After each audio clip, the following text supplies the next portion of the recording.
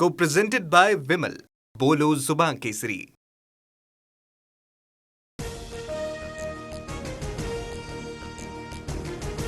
संसदेच्या पावसाळी अधिवेशनात आजही खडाजंगीची शक्यता. विविध मुद्द्यांवरून विरोधक सरकारला घेण्याच्या तयारीत. रणनीती ठरवण्यासाठी इंडिया आघाडीच्या गटनेत्यांची सकाळी बैठक. पंतप्रधान आणि गृहमंत्री हरवले. मोदी शहांना पदावर राहण्याचा नैतिक अधिकार नाही, ते संसदेत यायला का घाबरतात? संजय राऊतांचा हा सवाल. नाशिकच्या खड्ड्यांवरून राजकीय वातावरण तापलं. छगन भुजबळांना पालकमंत्री करण्याची मागणी. राष्ट्रवादी युवक काँग्रेसची शहरात बॅनरबाजी. खड्ड्यांमुळे मृत्यू झाल्यानं भुजबळांचा महाजनांवर संताप. भाजपच्या चंपतरायचं लक्ष कमिशनबाजीकडे. पालकमंत्रीमुळे खड्डे दूर होत असतील तर फडणवीसांनी विचार करावा. संजय राऊतांचा निशाणा.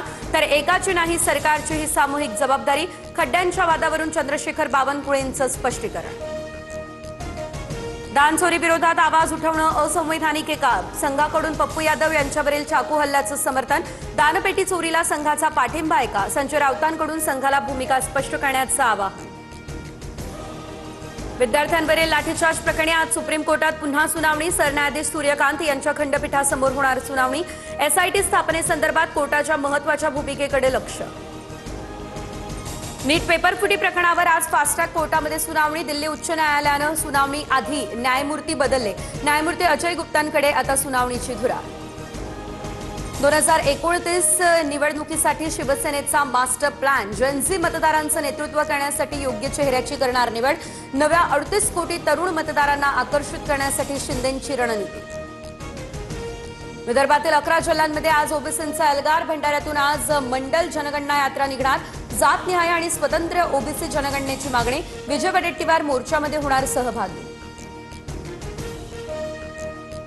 लोकशाहीत कुणीही मोठा नाही. नेत्यांची हुजूरगिरी करण्यापेक्षा जनतेची कामं करा. आमदार नरेंद्र भोंडेकरांचा अधिकाऱ्यांना सज्जड दम. एफडीएच्या धडाकेबाज कारवाईनंतर दुभती जनावरं महागली. गाई म्हशींच्या किमतीत 15 ते 20% मोठी वाढ. तर मुन्ना जातीच्या चांगल्या म्हशींची किंमत तब्बल $2.25 लाखांच्या घरात. महाराष्ट्रात आजपासून पावसाचा जोर ओसरणार. रायगड, सिंधुदुर्ग यासह विदर्भातील जिल्ह्यांना पावसाचा येलो अलर्ट. मुंबईच्या 7ही तलावांमधील एकूण पाणीसाठा 90% उंबरठ्यावर. शहरातील 10% पाणी कपात रद्द होण्याची शक्यता. पुण्याला पाणी पुरवठा करणाऱ्या 3 धरणांमध्ये 100% पाणीसाठा. खडकवासला, पानशेत, वरसगाव हे धरण 100% भरलं. टेमघर धरण 95%वर. पुण्याची पाणी चिंता मिटली.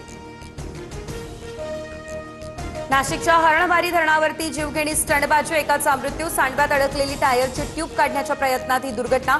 दोरीच्या साहाय्यानं एका तरुणाची सुखरूप सुटका.